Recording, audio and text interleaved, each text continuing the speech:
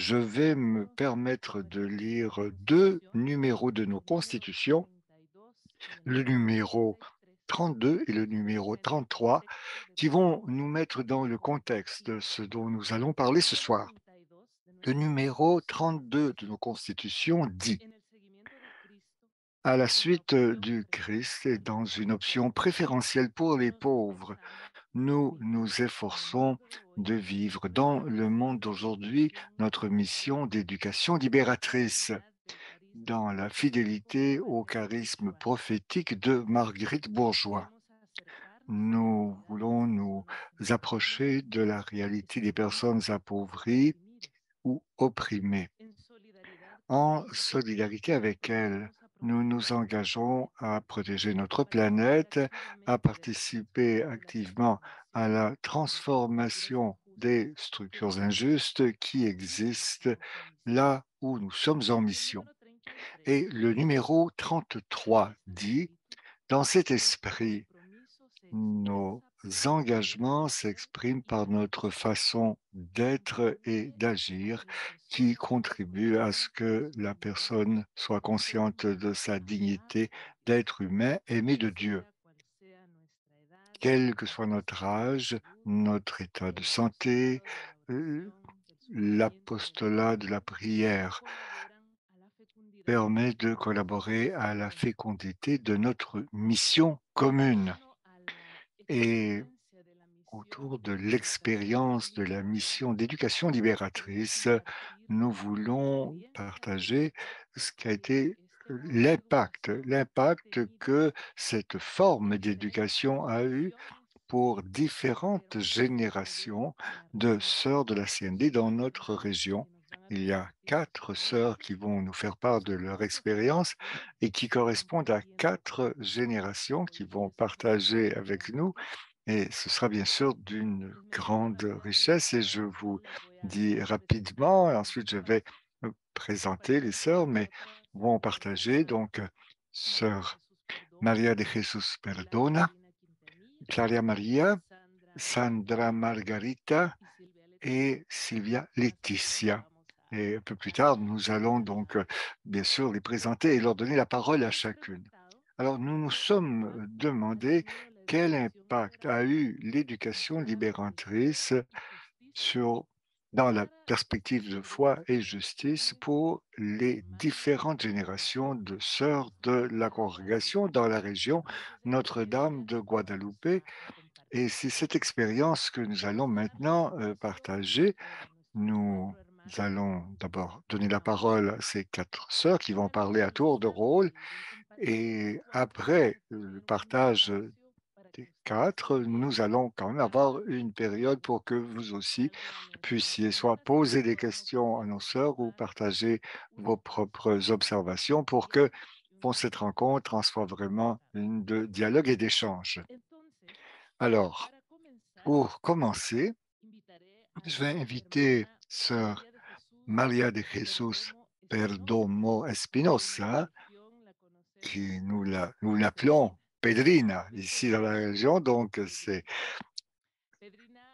Pedrina a fait ses premiers vœux le 15 janvier 1989 et elle est en mission actuellement au Salvador et en plus précisément dans un village qui s'appelle Aldeida et qui est situé dans le département de Chalatenango au Salvador. Alors, nous accueillons Pedrina. Nous sommes très attentives et bien sûr le cœur ouvert, les oreilles grandes ouvertes aussi pour pouvoir écouter. Donc, Pedrina, à vous la parole. Alors, bonsoir. Bonsoir à toutes et à tous. Bonjour. C'est une joie pour moi d'être avec vous ce soir, de participer à cette réunion et de vous faire part de ce qu'a été mon expérience dans la congrégation. Parce que pour nous, la La parole est grâce. Cet événement, donc, en est un de grâce. La présence des sœurs de la congrégation de Notre-Dame au Honduras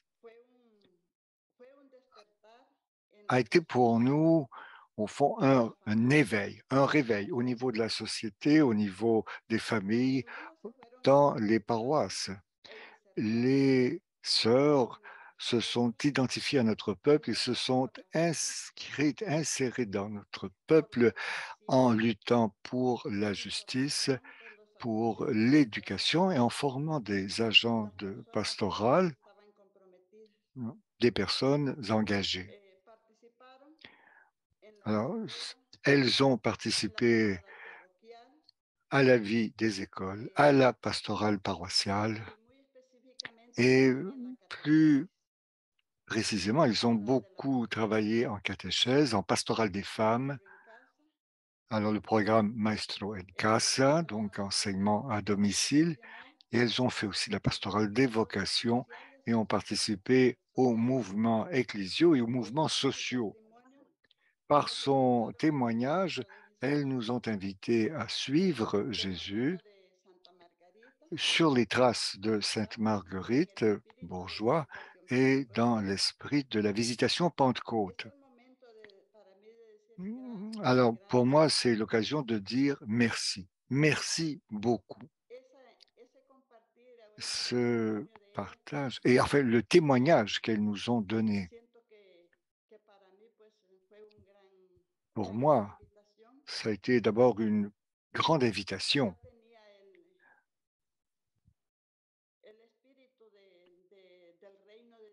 J'étais déjà acquise à l'esprit du règne de Dieu, mais leur présence m'a aidé à m'ouvrir les yeux, à m'ouvrir l'esprit pour aller plus loin. Et leur présence m'a permis de dire oui à l'appel de Jésus. Et toujours avec l'aide, le soutien de la prière que j'ai reçue des sœurs, grâce à la solidarité de mes sœurs, c'est ce qui m'a permis de répondre à cet appel. Toujours dans la joie, dans la confiance aussi, et grâce à elles, avec leur aide. Et tout ce que j'ai vécu pendant toutes ces années dans la congrégation, j'ai pu les vivre dans la confiance, sûr de l'appui de Marie et de cette Marguerite. Et c'est ce que je voulais vous dire aujourd'hui, d'abord pour dire merci à la congrégation de Notre-Dame. Merci, merci beaucoup, Pedrina. Et nous en profitons ici pour accueillir d'autres personnes qui se joignent à nous présentement. Alors, bienvenue à toutes et à tous. Alors, une chose que j'ai oublié de vous dire au début, c'est que à la fin des interventions de nos quatre sœurs, nous allons avoir l'occasion de pouvoir poser des questions et nous pouvons le faire de deux façons.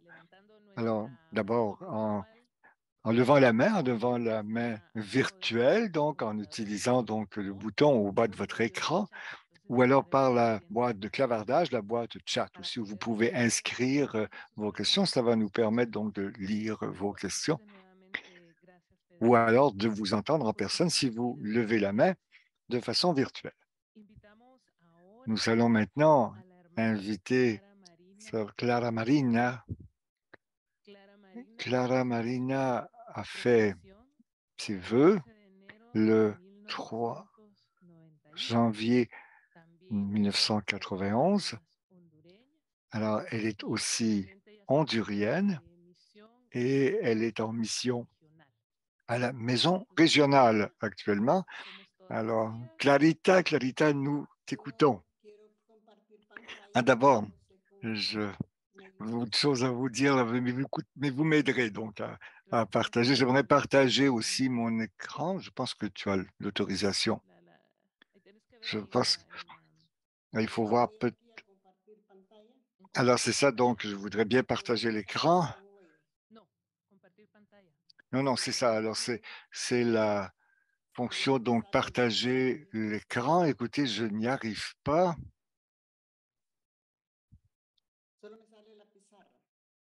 Alors non, ça n'est pas la pissarra qu'il faut utiliser. Alors, est-ce que ton document est ouvert? Alors, il faut d'abord ouvrir le document que tu veux nous présenter d'abord et ensuite,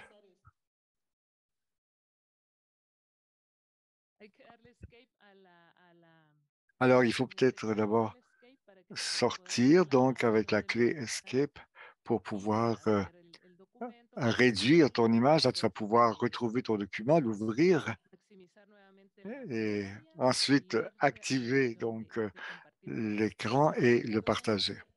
Voilà, maintenant j'ai mon document ouvert. Parfait.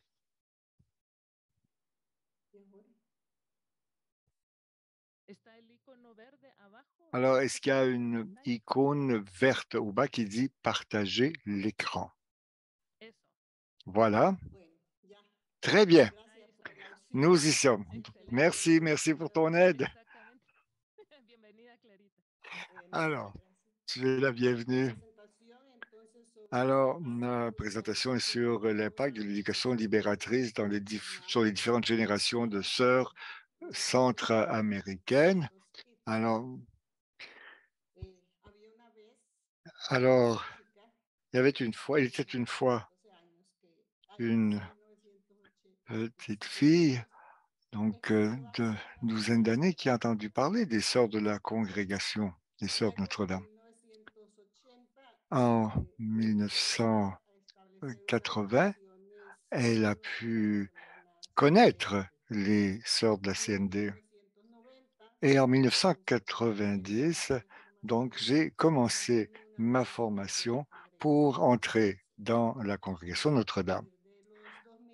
Et à compter de l'année 2000, et depuis l'année 2000, donc, je suis membre et professe perpétuel de la congrégation.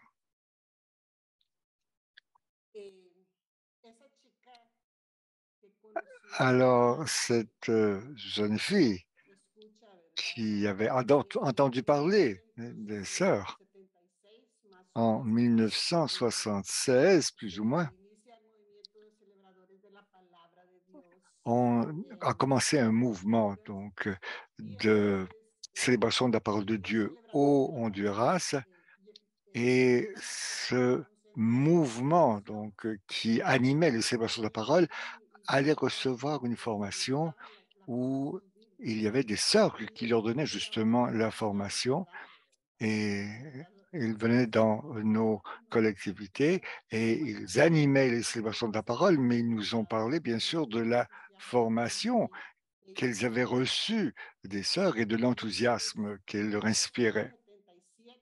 Et en 1977, j'ai eu donc un premier contact avec les sœurs de la congrégation parce qu'il y a deux sœurs qui étaient responsables de la catéchèse, donc Suzanne Duchesnay et Janine Barry.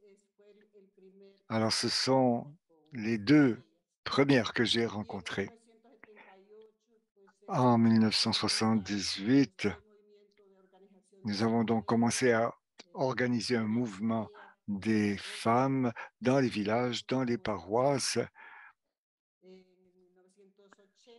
En 1980, donc, j'ai connu Marcel Leclerc, Louise Latendresse, Francine Fournier et plusieurs autres, donc, qui étaient engagés dans la promotion des vocations pour faire entrer donc les centres-américaines dans la congrégation de Notre-Dame. En 1988, je suis entré dans la congrégation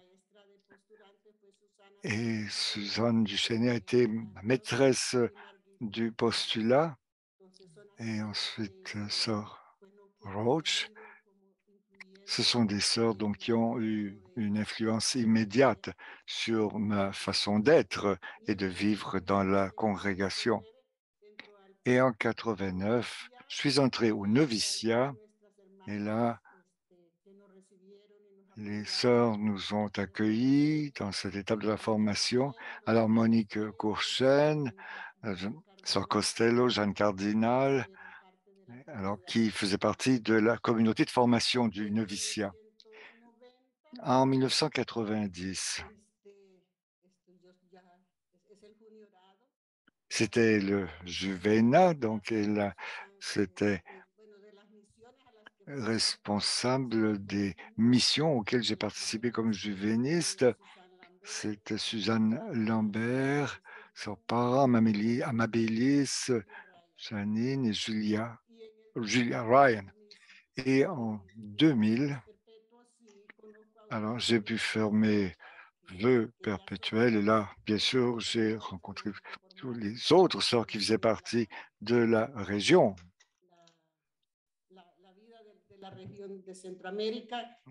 d'Amérique centrale. Alors, il y avait des sœurs des États-Unis, des sœurs de la province du Canada anglais et de la province du Canada français. Donc, il y avait des sœurs de ces trois cultures qui étaient présentes chez nous. Ce processus a donc été enrichissant et qui comprenait l'éducation libératrice. Et maintenant, j'aimerais présenter un peu plus ce que signifie pour moi l'éducation libératrice dans la perspective de foi et justice sociale. En 1976, j'ai entendu parler des sœurs et j'ai perçu la joie, l'enthousiasme, le don d'elles-mêmes. Et aussi, on recevait donc une formation à la Bible, il y avait la liturgie, les sacrements et la formation humaine. C'était quelque chose de nouveau, quelque chose qui donnait de l'autonomie aux personnes.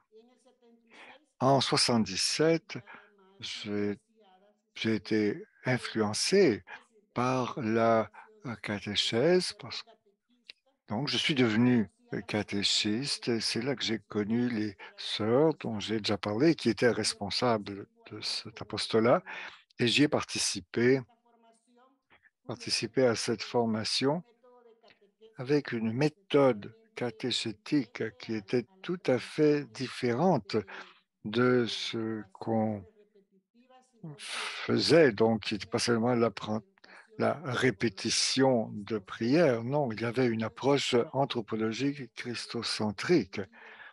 Et c'est quelque chose que j'ai trouvé profondément éclairant. Donc, et c'est pourquoi cette méthode catéchétique se disait donc anthropologique et christocentrique, parce que cela rejoignait toute la personne. Et cela permettait à la personne de vivre cette expérience, donc de relation personnelle à Jésus de Nazareth. En 1978, suis, j'ai participé à ce travail de promotion des femmes et là, j'ai découvert, parce que c'était une façon donc de développer notre assurance comme femme. Il s'agissait pour nous de prendre conscience de la situation qui était la nôtre, et parce que nous voulions nous développer davantage. Alors, la méthode qui a été utilisée était très intéressante, méthode de sensibilisation et de formation dans une processus de foi et justice. Alors, c'était à partir d'une histoire et qui nous aidait à prendre conscience pour apprendre à relire notre réalité dans une perspective de foi. En 1980, j'ai été invité, rejointe par le travail de pastoral des vocations et j'ai pu donc rencontrer les sœurs dont j'avais entendu parler et c'est là que j'ai découvert la congrégation et qui était bien différente des congrégations masculines qui participaient aussi à la pastorale des vocations dans notre département. Alors, j'ai vu donc J'ai découvert la spiritualité de la visitation. Alors, on voyait des sœurs qui étaient très proches des gens, profondément insérées, et j'ai appris à découvrir aussi Marguerite. Et c'est en voyant vivre les sœurs. Alors, l'engagement profond pour la justice sociale, la façon dont ils accompagnaient les prisonniers politiques, par exemple, tout l'engagement qu'elles vivaient à ce moment-là pour le développement et pour une justice à la fin de changer les structures génératrices d'exclusion. Et donc, je suis entré au pré-noviciat en 1988 et là, j'ai reçu une formation dans une perspective de libération, une formation libératrice pour moi et mes autres compagnes qui était axée sur la conscience critique et l'identité en même temps que nous apprenions à découvrir la CND et ses options d'insertion. Nous avons appris ce qui était cette option de l'éducation libératrice qui mettait ensemble foi et justice. En 1989, j'ai encore mieux découvert la méthode voir, juger, agir, donc fondée donc sur une lecture biblique. Et j'ai vu que les sœurs ont certainement eu une grande influence en collaboration avec la CLAR, donc la Conférence religieuse d'Amérique latine, et un texte qui a eu beaucoup d'influence sur ma formation à l'intérieur de la congrégation, ça a été le Palabra y Vida. Ce sont des textes qui nous ont ouverts, qui nous ont aidés, et celles qui, comme moi, avaient une expérience pastorale, donc étaient directement rejointes par ce texte-là, et c'était pour nous donc un projet, Palabra y Vida.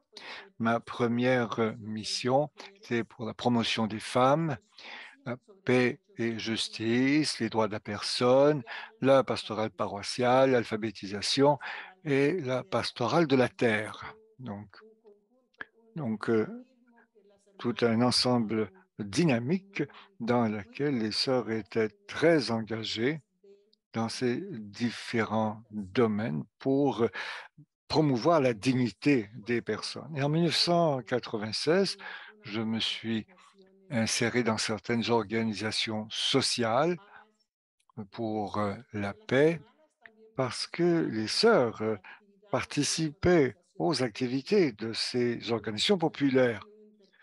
Alors, il y a eu à ce moment-là un échange sur la promotion de la santé.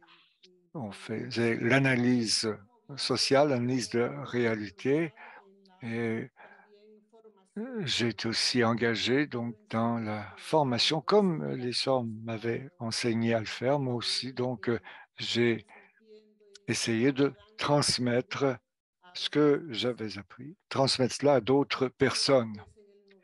Alors, en 1997, les sœurs voulaient que nous recevions une formation euh, adéquate, une formation qui nous aide à bien lire la réalité. Et donc, j'ai pris des cours de théologie. Donc, nous avons suivi des cours à l'université, la UCA, l'Université d'Amérique centrale, dirigée par les Jésuites. Et c'est là que j'ai pu approfondir les options que la congrégation avait prises pour la libération des gens et pour la protection de l'environnement. Y empiezo ya con mi misión más formal, ¿verdad? Yo en el acompañamiento a Et catequistas. au-delà d'une formation plus encadrée, j'ai également accompagné les catéchètes au Salvador et les jeunes aussi. Et me suis dirigée vers un engagement plus formel vis-à-vis de l'éducation dans un cadre académique, disons. Alors, j'ai suivi, en quelque sorte, les pas que les sœurs nous avaient montrés, en fait, ce qui nous avait été inculqué. Ensuite, en 2004, j'ai assumé la responsabilité d'accompagner la formation pour le pré-noviciat, au niveau du pré-noviciat, et c'est là qu'on a travaillé avec, sur les enjeux de traite de personnes. Alors, j'ouvre une parenthèse, comme quoi la formation ecclésiale avait sa propre dynamique. Mais ensuite, notre concentration, disons, on s'est concentré sur les enjeux de traite humaine. On a fait ce choix pour se sensibiliser sur ces questions-là et amener cette réalité douloureuse et dramatique que bien des personnes vivent pour que ce soit, pour qu'on le comprenne et pour que l'on sensibilise les personnes au niveau de la paroisse à ces enjeux-là. Et puis, je participe également à un projet d'éducation alternative qui s'adresse à des personnes défavorisées, donc en marge du système d'éducation nationale. Et puis, je participe également à la pastorale qui regroupe des femmes, des groupes de femmes, et qui me ramène un petit peu à là d'où je viens, parce que je viens de groupes de catéchèse et de pastoral. Alors ça, je le porte très, très profondément dans mon cœur. Et je pense que c'est vraiment là que l'on a vécu la foi la plus profonde dans la justice. C'est de là que c'est né. Et c'est profondément ancré dans nos choix en tant que congrégation. Et, et c'est également profondément ancré dans nos constitutions, tous ces enjeux. Donc, voici ce que je voulais partager avec vous. Et je vais partager également avec vous les photos de mes sœurs. Alors, j'aurais pu vous en présenter davantage, mais c'est tout ce que j'ai trouvé comme photo.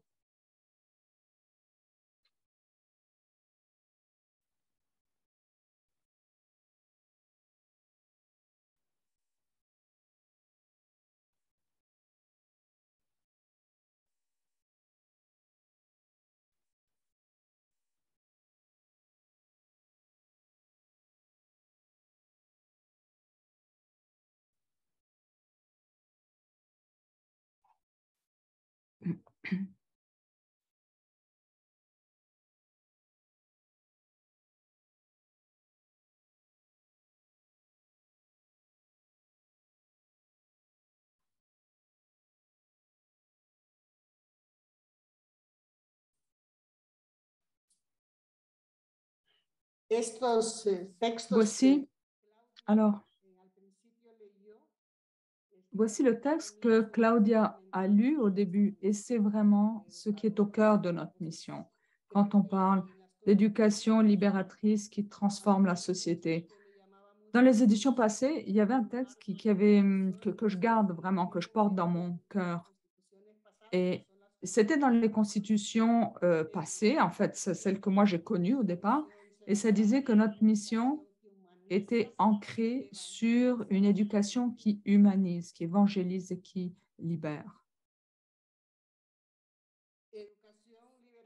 Une éducation libératrice, donc qu'on retrouve dans nos nouvelles constitutions sous les termes de transformatrice, une éducation libératrice qui transforme la société.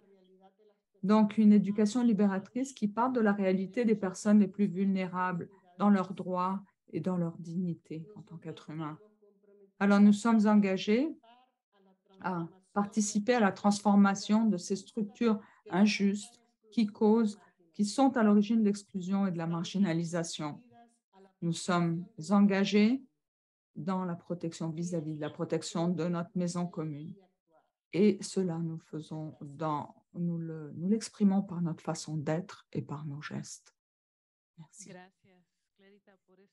Merci. Merci Clarita pour ce parcours où vous nous avez guidés, où l'on voit bien l'évolution et l'avancée de l'engagement de la congrégation dans différentes étapes de son histoire, tout particulièrement à travers ton expérience à toi et ton engagement vis-à-vis du règne de Dieu.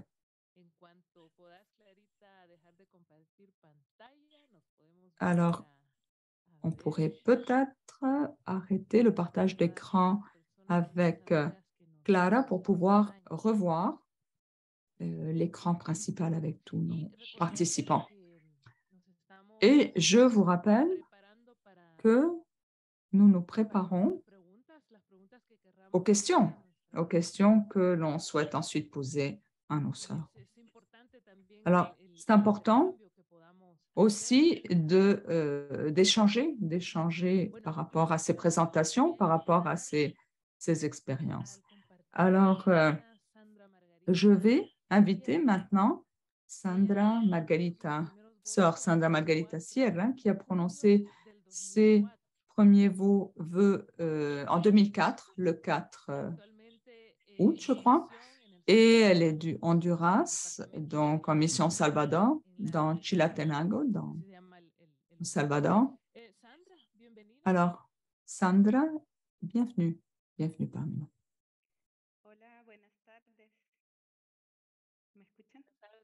Bonjour, plutôt bonsoir. Bonsoir à toutes. Alors, moi aussi, j'ai beaucoup appris en écoutant la présentation de Clara parce que je suis issue d'une autre génération avec une expérience un petit peu différente.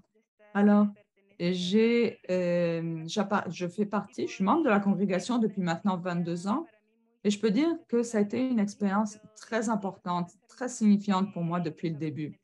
Dès que j'ai rencontré les sœurs quand j'étais au Salvador, parce qu'avant de rentrer dans la congrégation, j'étais carmélite aussi. Alors, c'était la première expérience que j'ai vécue auprès des sœurs. Donc, c'était une expérience. En fait, une des choses qui m'a touchée beaucoup depuis le tout début, c'était cet esprit missionnaire, cet esprit de simplicité de vie et le dévouement envers les personnes les plus démunies. Par ailleurs, de mon quartier d'origine aussi. Je viens de Campo Cielos, qui est un quartier qui continue à être un des quartiers les plus pauvres.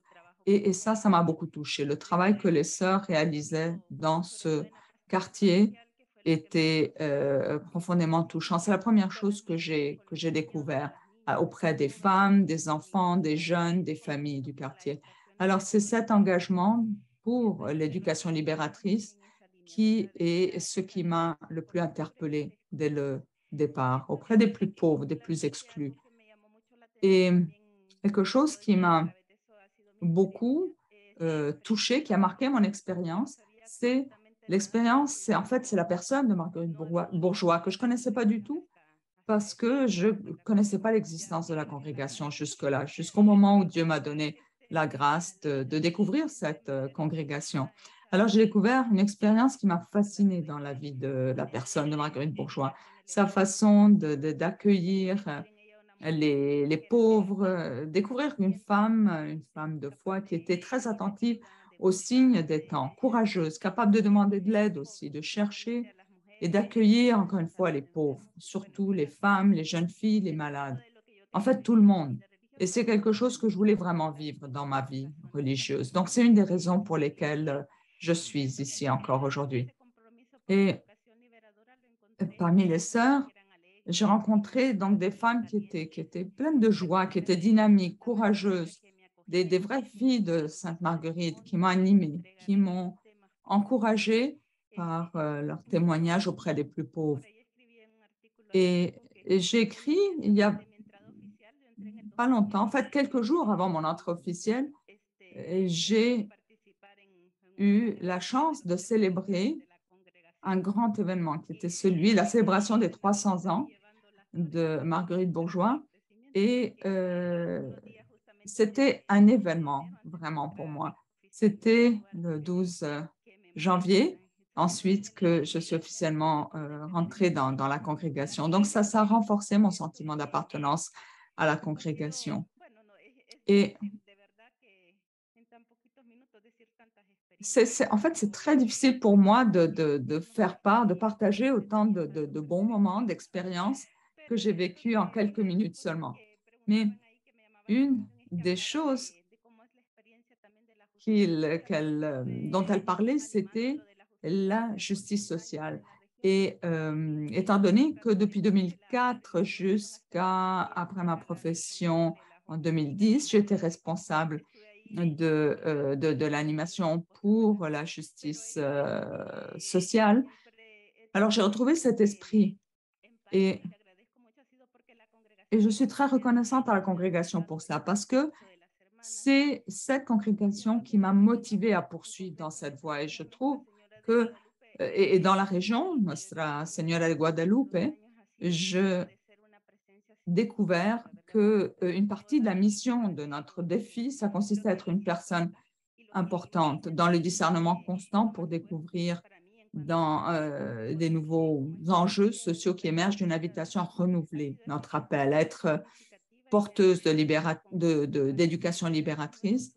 Et donc, pour moi, c'était vraiment une invitation à renouveler notre propre appel, qui est celui de comprendre que l'on fait et de vivre le fait que l'on fait partie d'un peuple et qu'on est tout appelé à vivre, comme le disait Sainte Marguerite. Et puis ça, je le lisais parce que juste avant, je me préparais en lisant un petit peu l'héritage de Sainte Marguerite, de qu'est-ce que ça avait représenté l'éducation libératrice pour Marguerite. Et ça parle vraiment, ça remonte au tout début de la congrégation en Amérique latine.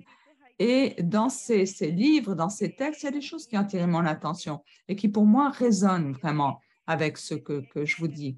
Et par exemple, ça disait que un des débuts de Marguerite Bourgeois, c'était l'évangélisation. Elle exprimait à travers son instruction, l'instruction des jeunes filles. Et l'autre chose, c'était l'humanisation. Alors maintenant, on parle de promotion humaine, mais c'est la même ligne, c'est la même volonté.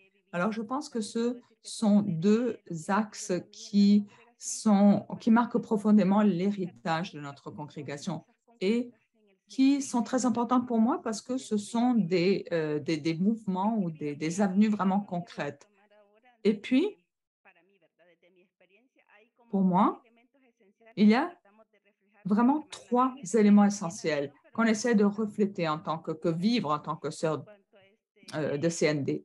Alors, donc, le premier axe, c'est l'option pour les pauvres et la proximité avec le peuple grâce à l'éducation libératrice, justement. Et à partir de cette approche de l'éducation dans tout ce que l'on est, tout ce que l'on fait, on retrouve, ça rejoint la théologie latino-américaine. Donc, c'est vraiment une façon de concevoir l'éducation de façon intégrale à travers le deuxième axe, à travers la prière et la communion avec Dieu, à partir de notre expérience en tant que sœur consacrée. Et puis, troisième axe, dans la suite, dans les pas radicaux de Jésus et de son projet pour le royaume, qui nous conduit à un engagement concret qui est basé sur l'amour. Et c'est ce que disait Clarita aussi, juste avant moi. Alors, je sens que l'on renouvelle constamment cet effort plein d'espérance de vouloir vivre à la manière de Marie dans sa visitation de la Pentecôte, en suivant Jésus par notre vie de cloître intérieur. Et nous suivons les pas de notre fondatrice à travers cette vie qu'elle définissait comme cloître intérieur et à travers notre vie de voyageuse pour la mission, comme disait notre fondatrice. Alors, je sens, en faisant cette relecture de la théologie aussi, je pose un regard sur ce parcours de 60 ans et je me dis que nous sommes invités à faire mémoire de notre charisme, de notre spiritualité, faire mémoire aussi, c'est une expression aussi de l'expression biblique, parce que nous devons nous engager au quotidien, aujourd'hui, dans le quotidien de nos vies, en interprétant le passé d'une façon créative, d'une façon signifiante pour aujourd'hui. Alors, je sens que faire mémoire, c'est aussi trouver le fil conducteur qui unit, qui motive, qui enrichit et motive notre vocation. La mémoire, c'est ce qui doit nous conduire aux sources qui nous ont donné naissance, qui ont donné naissance à notre mission, donc à la personne de Jésus et à l'Évangile, comme le disait Vatican II. Alors, je sens que autant la justice que l'éducation libératrice convergent et Marguerite l'avait compris. Et je sens que cette mémoire, c'est une mémoire charismatique qui va bien au-delà d'une théorie. C'est vraiment une histoire d'amour. Et ça rejoint le charisme que les premières sœurs nous ont transmis, que nos fondatrices nous ont transmis, qu'elles ont transmis à la congrégation. Et c'est ce que je comprends dans cette relecture de ces plus de 400 ans d'existence.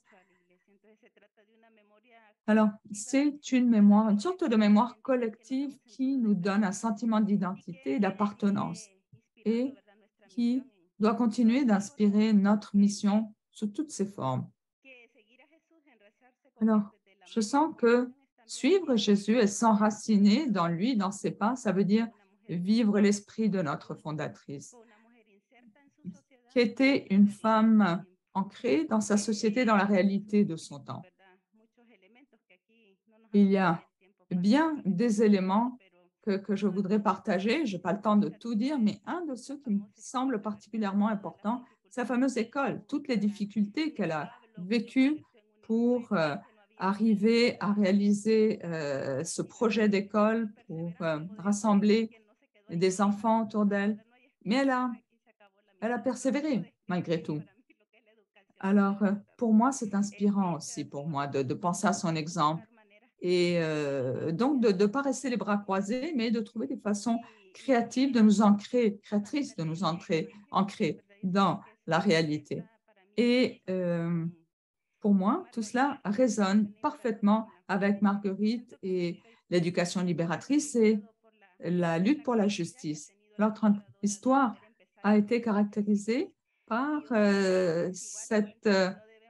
cette attitude de notre fondatrice à affronter des temps très difficiles. Et c'est ça qui doit nous inspirer à affronter les difficultés d'aujourd'hui et trouver des réponses là où notre présence est le plus nécessaire. Alors, je suis profondément reconnaissante au Seigneur d'être une sœur de cette congrégation. Et malgré toutes les difficultés que j'ai dû affronter, aussi personnellement pour pouvoir répondre et comprendre que c'était la voie que je voulais suivre. Alors,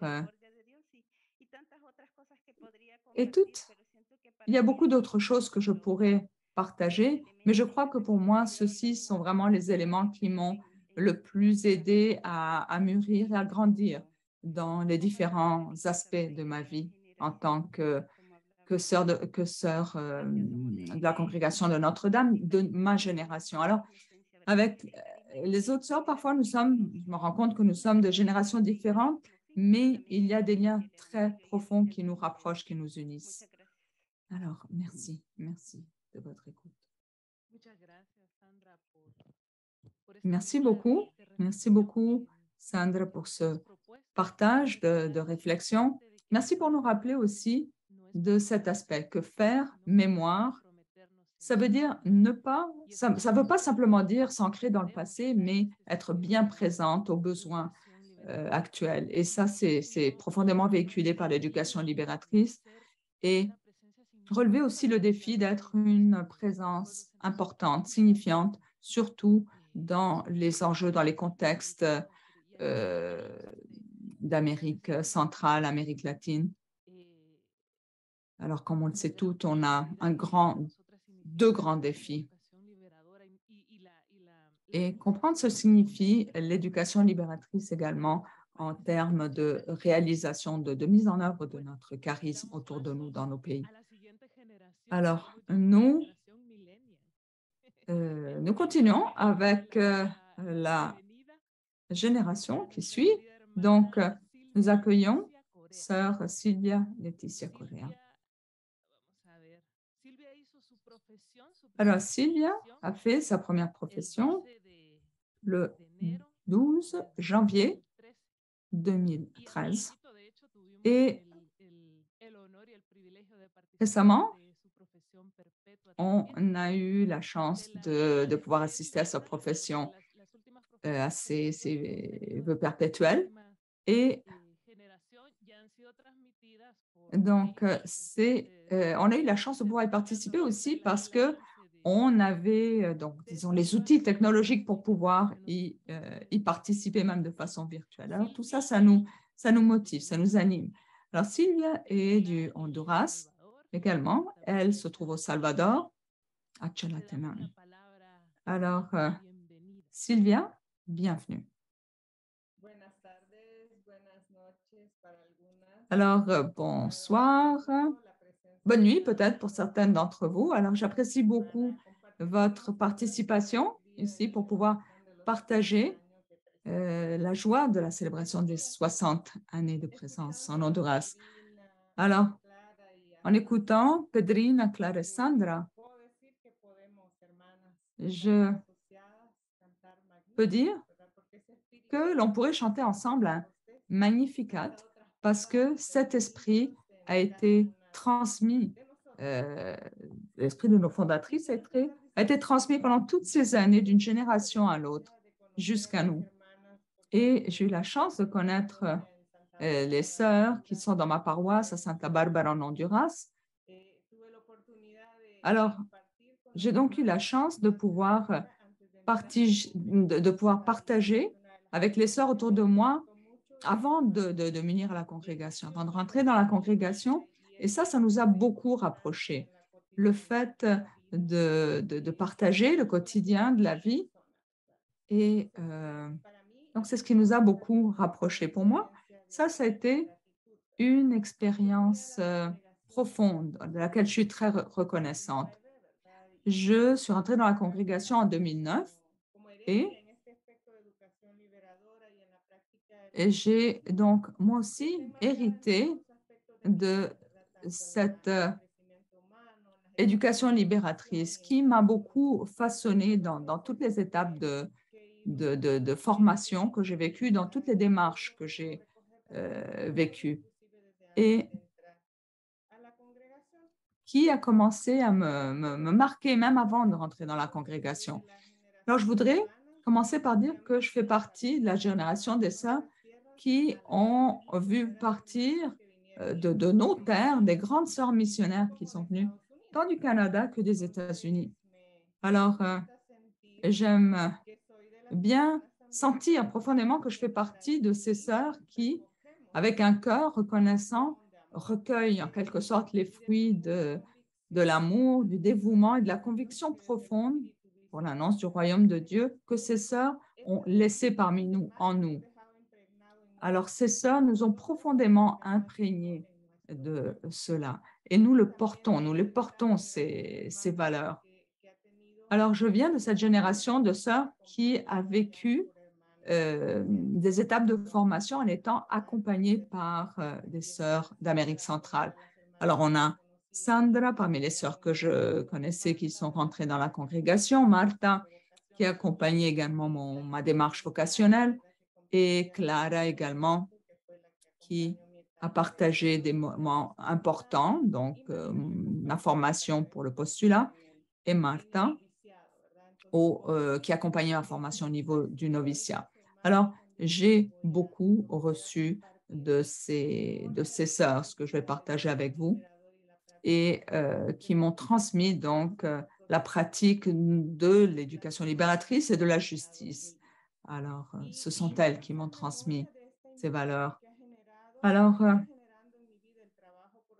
je me souviens encore de l'impact que le travail pour une éducation libératrice et la pratique de la justice sociale de la CND a eu sur ma vie, depuis même avant mon entrée dans la congrégation.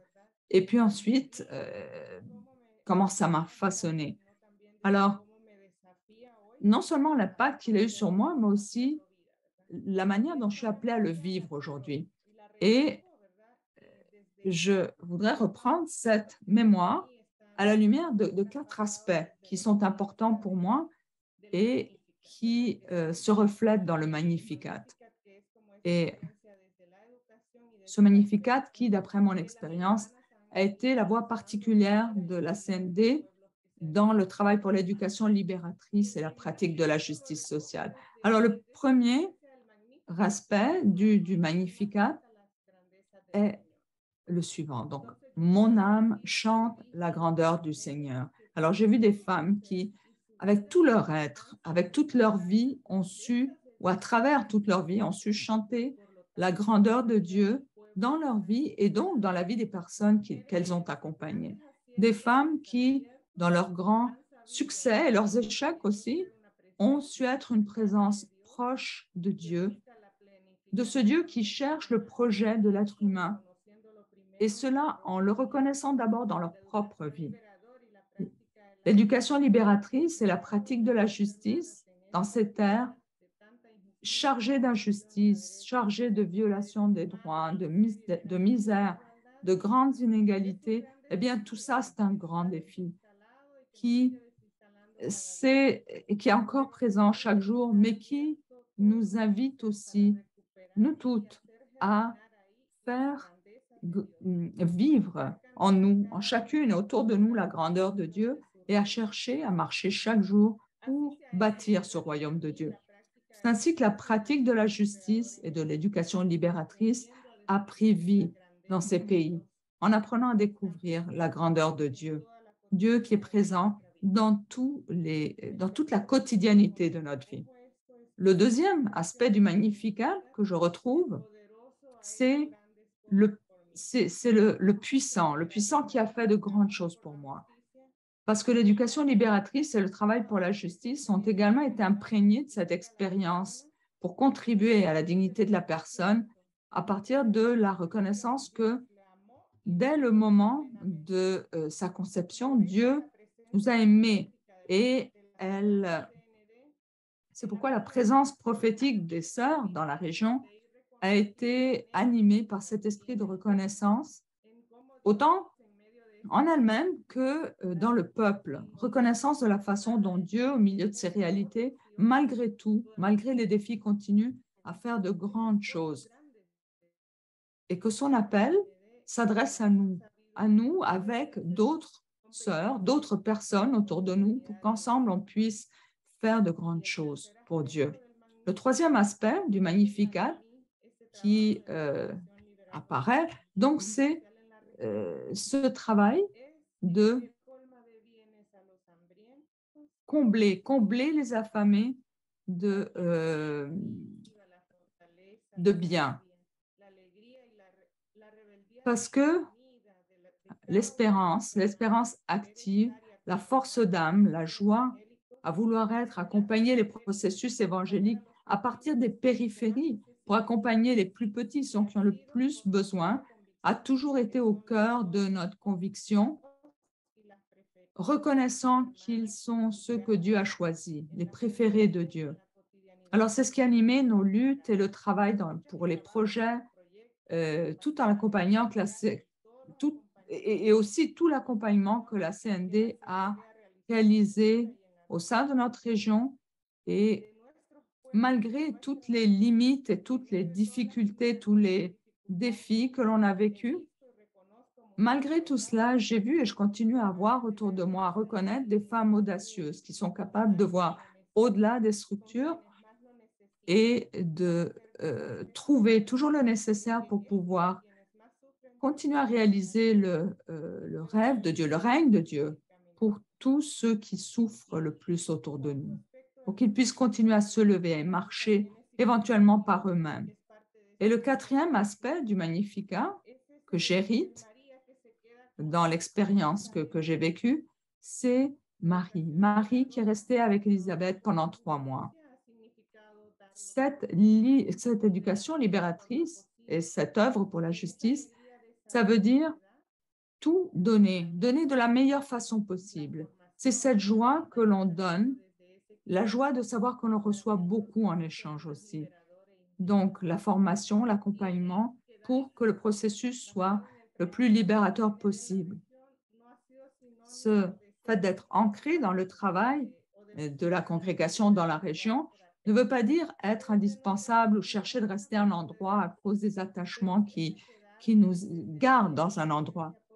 Pour moi, d'après mon expérience, je peux dire que c'était une expérience plutôt de proximité, de respect, de ce qu'on appelle faire partie du peuple, vivre avec lui, apprendre à marcher, à aimer le peuple avec tout ce qu'il est et lutter ensemble pour sa libération, pour une plus grande humanisation.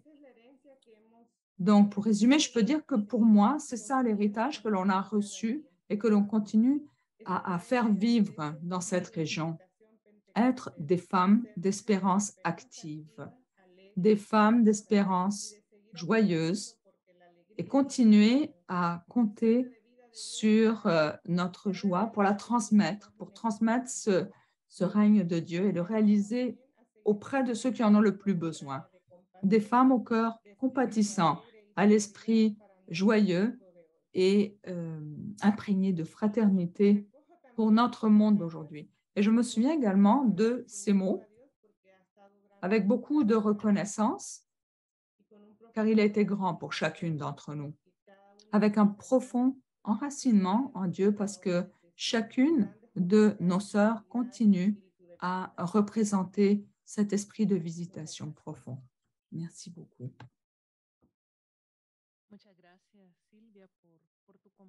Merci beaucoup, Sylvia, pour ce partage et pour avoir évoqué donc le chant du Magnificat, qui est un chant de libération, un chant qui nous interpelle aussi. Merci, merci d'avoir partagé ta reconnaissance et ton expérience. Et merci de nous avoir rappelé aussi cet aspect du défi que nous avons que d'être des femmes de compassion. Merci, merci beaucoup. Merci à chacune de vous quatre, Pedrina, Clara, Sandra et Sylvia, pour avoir pris le temps de nous proposer cette réflexion et pour avoir partagé tout cela avec nous.